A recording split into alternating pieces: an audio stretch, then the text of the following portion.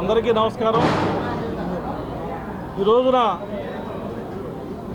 గత పాలకులు జగన్మోహన్ రెడ్డి గారి ప్రభుత్వంలో ఏ విధంగా దేవదేవుడు వెంకటేశ్వర స్వామి యొక్క ప్రసాదాన్ని అపవిత్రం చేశారో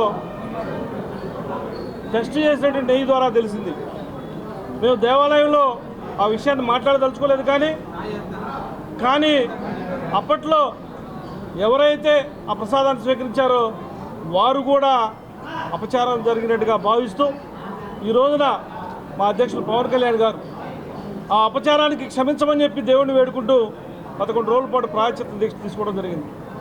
మేము వారికి మద్దతుగా రాష్ట్ర వ్యాప్తంగా జనసేన నాయకులు కానివ్వండి, వీర మహిళలు కానివ్వండి, ప్రజలందరూ కానివ్వండి, ఈ రోజున పవన్ కళ్యాణ్ గారికి మద్దతుగా ప్రతి దేవాలయంలో పూజలు చేస్తూ ఉన్నారు.